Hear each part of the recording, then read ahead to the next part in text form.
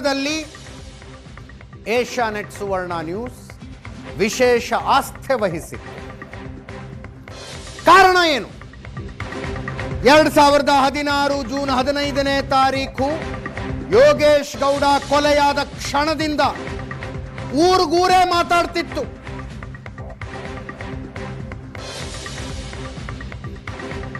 ಇದರಲ್ಲಿ ವಿನಯ್ ಕುಲಕರ್ಣಿ ಕೈವಾಡ ಇದೆ ಅಂತ. ಮೇಲ್ನೋಟಕ್ಕೆ ಸಾಕ್ಷಿಗಳು ಯಾವುದೂ ಇರಲಿಲ್ಲ.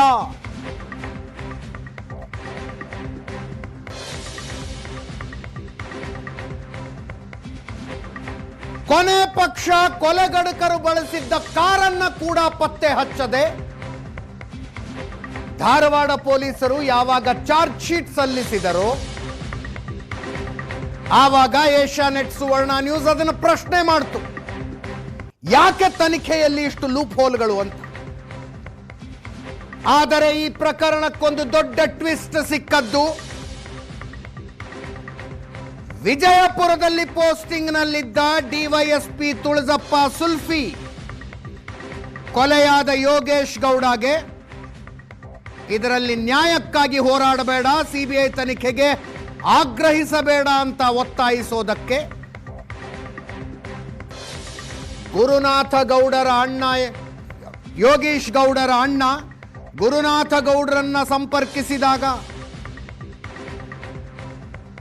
ಸಿಸಿಟಿವಿ ಫುಟೇಜ್ಗಳು, ವಿಡಿಯೋಗಳು, ಆಡಿಯೋಗಳ ಸಮೇತ ನಾವು ಸುದ್ದಿಯನ್ನ ಪ್ರಸಾರ ಮಾಡಿದ್ವಿ.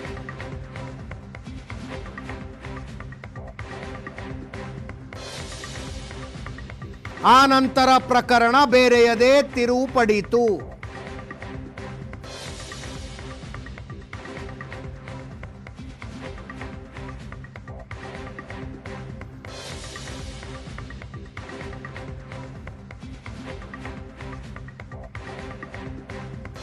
ಆವತ್ತಿನಿಂದ ಇವತ್ತಿನ ತನಕ ನಿರಂತರ ಫಾಲೋ ಅಪ್.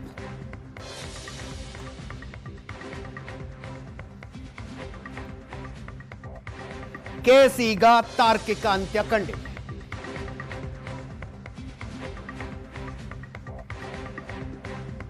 ನಮ್ಮ ಸ್ಕ್ರೀನಿನ ಮಧ್ಯದಲ್ಲಿ ನೀವು ನೋಡ್ತಾ ಇದ್ದೀರಿ ಸಿಸಿಟಿವಿ ದೃಶ್ಯಗಳನ್ನ. ಡಿವೈಎಸ್ಪಿ ತುಳಜಪ್ಪ ಸುಲ್ಫಿ ಗುರುನಾಥ ಗೌಡರ ತೋಟದ ಮನೆಗೆ ಬಂದು ಈ ಪ್ರಕರಣದಲ್ಲಿ ನ್ಯಾಯಕ್ಕಾಗಿ ಹೋರಾಡಬೇಡ, ವಿನಯ್ ಕುಲಕರ್ಣಿ ಬಹಳ ಸ್ಟ್ರಾಂಗು, ಅವರ ಕಡೆ ಅವರ ಹತ್ರ ಪಿಸ್ತೂಲ್ಗಳಿದ್ದಾವೆ, ಮಾತನಾಡಿ ಬಗೆಹರಿಸ್ಕೋ ಅವರ ಜೊತೆಗೆ ಅಂತ ಕನ್ವಿನ್ಸ್ ಮಾಡೋದಕ್ಕೆ ಬಂದಿದ್ದ ದೃಶ್ಯ ಇದು. ಈ ದೃಶ್ಯಗಳು ಏಷ್ಯಾನೆಟ್ ಸುವರ್ಣ ನ್ಯೂಸ್ ಕೈಗೆ ಸಿಕ್ಕ ನಂತರ ಪ್ರಕರಣದ ದಿಕ್ಕು ಬದಲಾಯಿತು. ನಮ್ಮ ರಿಪೋರ್ಟರ್ ರಮೇಶ್ ನೇರ ಸಂಪರ್ಕದಲ್ಲಿದ್ದಾರೆ. ಇಷ್ಟೊತ್ತು ಜನಪ್ರತಿನಿಧಿಗಳ ವಿಶೇಷ ನ್ಯಾಯಾಲಯದಲ್ಲೇ ಇದ್ರು. ಹೆಂಗಿತ್ತು ರಮೇಶ್ ವಾತಾವರಣ? ದೋಷಿಗಳು ಅಂತ ಘೋಷಣೆ ಆದಾಗಲೇ ಕಣ್ಣೀರಿಟ್ಟಿದ್ರು ವಿನಯ್ ಕುಲಕರ್ಣಿ. ಇವತ್ತೇನಿತ್ತು? ಎಲ್ಲ ದೋಷಿಗಳ ಕುಟುಂಬಸ್ಥರು ಬಂದಿದ್ರಂತೆ. ಖಂಡಿತ ಅಜಿತ್, ಅಂದ್ರೆ 2 ದಿನದ ಹಿಂದೆ ಜನಪ್ರತಿನಿಧಿಗಳ ವಿಶೇಷ ನ್ಯಾಯಾಲಯ ಯೋಗೇಶ್ ಗೌಡ ಕೊಲೆ ಪ್ರಕರಣದಲ್ಲಿ ವಿನಯ್ ಕುಲಕರ್ಣಿ ಸೇರಿದಂತೆ 17 ಜನ ಆರೋಪಿಗಳು section 302 of IPC and other sections ಅಲ್ಲಿ ಅವರು ದೋಷಿ ಅನ್ನುವಂಥದ್ದನ್ನ ಘೋಷಣೆ ಮಾಡಿ ಆಗಿತ್ತು. ನಿನ್ನೆ ಇದಕ್ಕೆ ಸಂಬಂಧಪಟ್ಟಂತೆ ಶಿಕ್ಷೆ ಪ್ರಮಾಣ ಕೊಡುವಂತ ವಿಚಾರದಲ್ಲಿ ಒಂದು ಬಾರ್ಗೇನಿಂಗ್ ಸೆಷನ್ ಅಂತ ಹೇಳಿದ್ರು ಕೂಡ ತಪ್ಪಾಗ್ಲಿಕ್ಕಿಲ್ಲ. ಅಂದ್ರೆ ಅಪರಾಧಿಗಳ ಕಡೆಯವರು ಕಡಿಮೆ ಶಿಕ್ಷೆಯನ್ನು ಕೊಡಿ ಅಂತ, ಇನ್ನು ಪ್ರಾಸಿಕ್ಯೂಷನ್ ಕಡೆಯವರು ಹೆಚ್ಚು ಶಿಕ್ಷೆಯನ್ನು ಕೊಡಿ ಅಂತ ಹೇಳಿ ಒಂದು ಹೀಟೆಡ್ ಆರ್ಗ್ಯುಮೆಂಟ್ ಆಯಿತು. ಅದೆಲ್ಲವನ್ನು ಕೇಳಿ ರಿಸರ್ವ್ ಮಾಡಿದಂಥ ನ್ಯಾಯಾಲಯ ಇವತ್ತು ಒಂದು ಅಂತಿಮವಾಗಿ ಒಂದು ಶಿಕ್ಷೆಯ ಪ್ರಮಾಣವನ್ನು ಪ್ರಕಟ ಮಾಡಿರುವಂತಹದ್ದು.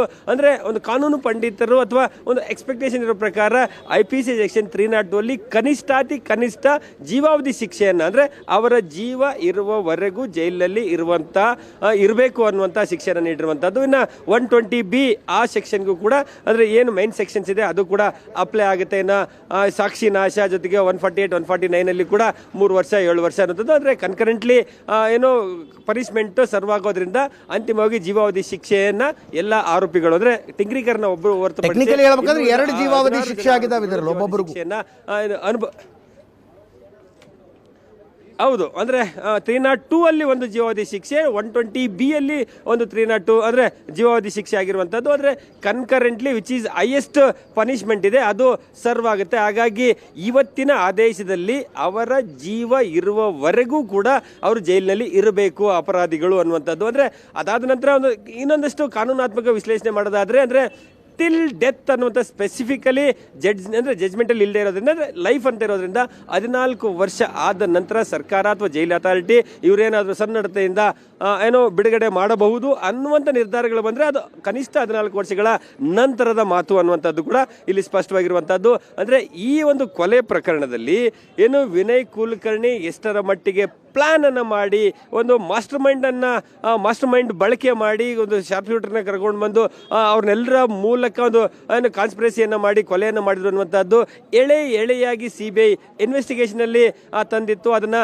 ಕೋರ್ಟ್ ಮುಂದೆ ಪ್ರೆಸೆಂಟ್ ಮಾಡುವಂಥ ವಿಚಾರದಲ್ಲಿ ಕೂಡ ಅಷ್ಟೇ ಮಟ್ಟಕ್ಕೆ ಅವರು ಸಕ್ಸೀಡ್ ಆಗಿದ್ರು. ಸೊ ಆ ಒಂದು ಹಿನ್ನೆಲೆಯಲ್ಲಿ ನೋಡ್ತಾ ಹೋದ್ರೆ ಸೊ ಇನ್ನು ಏನೋ ಜನಪ್ರತಿನಿಧಿಗಳ ನ್ಯಾಯಾಲಯ ಇವತ್ತಿನ ಆದೇಶದ ಜಡ್ಜ್ಮೆಂಟ್ ಕಾಪಿನೇ ಕೆಲವೇ ಹೊತ್ತಿನಲ್ಲಿ ಜನಪ್ರತಿನಿಧಿ ಅಂದರೆ ಅಪರಾಧಿಗಳ ಕೈ ಸೇರುತ್ತೆ. ಸೊ ಅದಾದ ನಂತರ ಮುಂದಿನ ವಿಚಾರದಲ್ಲಿ ಅವರು ಅಪೀಲ್ ಹೋಗುವಂಥ ವಿಚಾರದಲ್ಲಿ ಒಂದಷ್ಟು ಚರ್ಚೆಗಳ ನಡೀತಾ ಇದೆ. ಅದು ಆಗಲೇ 2 ದಿನದ ಹಿಂದೆ ಯಾವಾಗ ದೋಷಿ ಅನ್ನುವಂಥದ್ದಾಯಿತು ಆ ಕ್ಷಣದಿಂದಲೇ ಅಪರಾಧಿಗಳ ಪರ ವಕೀಲರುಗಳು ಒಂದಷ್ಟು ತಯಾರಿಗಳನ್ನು ಮಾಡ್ಕೊಂಡಿದ್ದಾರೆ ಅನ್ನುವಂಥ ಮಾಹಿತಿಗಳಿರುವಂಥದ್ದು. ಅಧಿಕೃತ ಕಾಪಿ ಆದ ನಂತರ ಮುಂದೆ ಹೈಕೋರ್ಟ್ಗೆ ಹೋಗುವಂಥ ವಿಚಾರದಲ್ಲಿ ಒಂದಷ್ಟು ಎಲ್ಲ ರೀತಿಯಾದ ಪ್ಲಾನ್ಗಳನ್ನ ಮಾಡಿದ್ದಾರೆ ಅನ್ನುವಂಥದ್ದು ನಮಗೆ ಸಿಗ್ತಾ ಇರುವಂಥದ್ದು. ಸೊ ಈ ಕೇಸ್ನಲ್ಲಿ ಒಂದು ನಾವೀಗ ಈ ಕೇಸ್ ಆದ ನಂತರ SPPಗಳನ್ನು ನಾವು ಮಾತಾಡಿಸೋ ಸಂದರ್ಭದಲ್ಲಿ ಒಂದು ಸ್ಪಷ್ಟವಾಗಿ ಹೇಳಿದ್ರು, ಈ ಕೇಸು ಒಂದು ಸಮಾಜಕ್ಕೆ ಪಾಠ ಏನಂದ್ರೆ ಎಂತಹದ್ದೇ ಅಂದರೆ ವ್ಯಕ್ತಿ ಆಗಲಿ ಎಂಥದೇ ಪ್ರಭಾವಿಯಾಗಲಿ ಹಣವಂತಾಗಲಿ ಏನೇ ಆದರೂ ಕೂಡ ಕಾನೂನು ಇದೆ, ಕಾನೂನು ಏನೋ ಅವರ ವಿರುದ್ಧ ಆ್ಯಕ್ಷನನ್ನು ತೆಗೆದುಕೊಳ್ಳುತ್ತೆ, ಈ ನೆಲದಲ್ಲಿ ಕಾನೂನು ಇದೆ ಅನ್ನುವಂಥದ್ದನ್ನ ತೋರಿಸುವಂಥ ಪ್ರಕರಣ. ಹಾಗಾಗಿ ಇದರ ಹಿಂದೆ ಸಾಕಷ್ಟು ಶ್ರಮವನ್ನು ವಹಿಸಿದ್ವಿ. ಸೊ ಆ ನಿಟ್ಟಿನಲ್ಲಿ ಇವತ್ತಿನ ಜಡ್ಜ್ಮೆಂಟೇ ಅದಕ್ಕೆ ಕಾರಣ ಆಯಿತು ಅನ್ನುವಂಥದ್ದು. ಸೊ ಇನ್ನೂ ಸ್ಪೆಸಿಫಿಕ್ ಆಗಿ ಇನ್ನೊಂದು ಹೇಳಬೇಕು ಅನ್ನೋಂಥದ್ದಾದರೆ ಇಲ್ಲಿ ನಿನ್ನೆ ಆರ್ಗ್ಯುಮೆಂಟ್ ಆದ ಸಂದರ್ಭದಲ್ಲಿ SPP senior PP Hema madam ಒಂದು ಮನವಿಯನ್ನು ಮಾಡ್ಕೊಳ್ತಾರೆ. ಈ ಒಂದು ಕೊಲೆಯಿಂದ ಬಾಧಿತರಾಗಿರುವಂಥ ಯೋಗೇಶ್ ಗೌಡ ಅವರ ಮಕ್ಕಳಿಗೆ ಪರಿಹಾರವನ್ನು ಕೊಡಬೇಕು ಅನ್ನುವಂಥದ್ದು.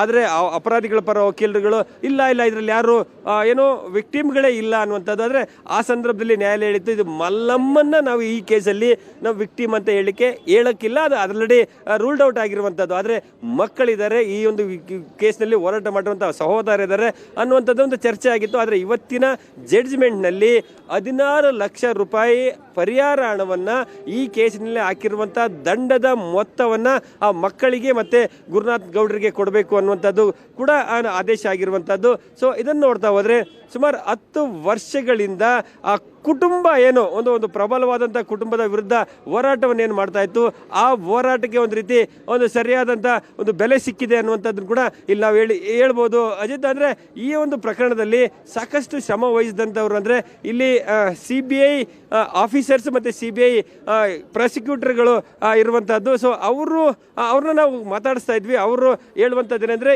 ಈ ಒಂದು ಪ್ರಕರಣದಲ್ಲಿ ಸಾಕಷ್ಟು ನಾವು ಶ್ರಮವನ್ನು ವಹಿಸಿದ್ದೇವೆ ಅನ್ನುವಂಥದ್ದನ್ನು ಕೂಡ ಹೇಳ್ತಾ ಇದ್ರು. ಸೊ ಇನ್ನು ಶಿವಾನಂದ ಪೆರ್ಲಾ ಅವರು ಕೂಡ ನಮ್ಮೊಟ್ಟಿಗೆ ಮಾತಾಡ್ತಾ ಇದ್ರು ಕೆಲವೇ ನಿಮಿಷಗಳ ಹಿಂದೆ. ಸೊ ಅವ್ರು ಹೇಳುವಂಥದ್ದೇನೆಂದರೆ ಈ ಪ್ರಕರಣದಲ್ಲಿ CBI ಅಧಿಕಾರಿಗಳು ಸಾಕಷ್ಟು ಒಂದು ಚಾಲೆಂಜಸ್ ಅನ್ನು ಎದುರಿಸಿದ್ರು. ಅದರಲ್ಲಿ ಆ ಕುಟುಂಬಗಳು ಅಂದರೆ ವಿಶೇಷವಾಗಿ ಸಾಕ್ಷಿಗಳು ಅನ್ನುವಂಥದ್ದು ಯಾರಿದ್ರು, ಸೊ ಅವ್ರನ್ನ ಥ್ರೆಟ್ ಮಾಡುವಂಥದ್ದು, ಅವರಿಗೆ ಹಣ ಕೊಡುವಂಥದ್ದಾಗಲಿ, ಅವ್ರಿಗೆ ಬೆದರಿಕೆ ಹಾಕುವಂಥದ್ದು, ಹಾಸ್ಟೆಲ್ ಮಾಡಿಸುವಂಥ ನಿಟ್ಟಿನಲ್ಲಿ ಸಾಕಷ್ಟು ಥ್ರೆಟ್ಗಳನ್ನು ಮಾಡುವಂಥ ಪ್ರಯತ್ನಗಳೇನು ಮಾಡಿದ್ರು. ಸೊ ಅದರ ಮೇಲೆ ಮಾನಿಟರ್ ಮಾಡಿ ಆ ಸಾಕ್ಷಿಗಳನ್ನು ಕಲೆ ಹಾಕುವಂಥ ವಿಚಾರದಲ್ಲಿ CBI ಅಧಿಕಾರಿಗಳು ಸಾಕಷ್ಟು ಶ್ರಮವನ್ನು ವಹಿಸಿದ್ರು ಅನ್ನುವಂಥದ್ದು. ಆ ಶ್ರಮ ಇವತ್ತಿನ ತೀರ್ಪು ಅಂತ ಹೇಳಿದ್ರು ಕೂಡ ತಪ್ಪಾಗ್ಲಿಕ್ಕಿಲ್ಲ ಅಜಿತ್. ಸೊ ಹಾಗಾಗಿ ಇವತ್ತಿನ ಆದೇಶ ಏನಿದೆ ಅದು ಎಲ್ಲ ಒಂದು ಕಡೆ ಈ ನೆಲದಲ್ಲಿ ಏನು ಕಾನೂನು ಇದೆ ಅನ್ನುವಂಥದ್ದನ್ನ ತೋರಿಸುವಂಥ ಪ್ರಕರಣ ಆ ಕಾರಣಕ್ಕೆ ಇದು ಇಂಪಾರ್ಟೆಂಟ್ ಆಗಿರುವಂಥದ್ದು. ಮತ್ತು ಜಡ್ಜ್ಮೆಂಟ್ ಆದ ನಂತರ ಏನು ಒಟ್ಟು 17 ಜನ ಆರೋಪಿಗಳು ಒಳಗಡೆಯೇ ಅವರ ಕಣ್ಣು ತುಂಬಿಕೊಳ್ತು. ಅದು ಯಾವಾಗ ಹೊರಗಡೆ ಬಂದ ನಂತರ ಎಲ್ಲ ಕುಟುಂಬದವರು ಇದು ಕೊನೆಯ ದಿನ ಅಂದರೆ ಮುಂದೆ ಯಾವತ್ತೋ ಪೆರೋಲ್ ಮೇಲೆ ಹೇಗೋ ಮತ್ತೆ ನೋಡ್ಲಿಕ್ಕೆ ಹೋಗ್ಬೋದು, ಆದರೆ ಕೋರ್ಟ್ನಲ್ಲಿ ಅಥವಾ ಹೊರಗೆ ನೋಡಲಿಕ್ಕೆ ಒಂದು ಕೊನೆಯ ದಿನ ಆಗಿತ್ತು ಆ ಕುಟುಂಬಗಳಿಗೆ. ಎಲ್ಲರನ್ನೂ ಕೂಡ ಮಾತಾಡಿಸ್ಬೇಕು ಅಂತೇಳಿ ಆ ಕುಟುಂಬಸ್ಥ ಅಂದರೆ ಅಪರಾಧಿಗಳ ಕುಟುಂಬಸ್ಥರು ಚಿಕ್ಕ ಮಕ್ಕಳನ್ನ ಕರ್ಕೊಂಡು ಬಂದು ಅವ್ರು ನೋಡಲಿಕ್ಕೆ ಮಾತಾಡಿಸ್ಲಿಕ್ಕೆ ಬಂದರು. ಯಾವಾಗ ಪ್ರೊನೌನ್ಸ್ಮೆಂಟ್ ಆಯಿತು, ಪ್ರೊನೌನ್ಸ್ಮೆಂಟ್ ಆದಮೇಲೆ ನಿಜಕ್ಕೂ ಅವರು ಕುಟುಂಬಸ್ಥರನ್ನ ಬಿಕ್ಕಿ ಹತ್ತರು. ಚಿಕ್ಕ ಮಕ್ಕಳೇನಿದ್ರು ಆ ಮಕ್ಕಳನ್ನ ತಬ್ಬಿಕೊಂಡು ಆ ಅಪರಾಧಿಗಳು ಕೂಡ ಕಣ್ಣೀರಾದ್ರು. ಕೊನೆಗೆ ಈ ಮಕ್ಕಳನ್ನ ಚೆನ್ನಾಗಿ ನೋಡ್ಕೊಳ್ಳಿ ಅನ್ನಬಹುದು.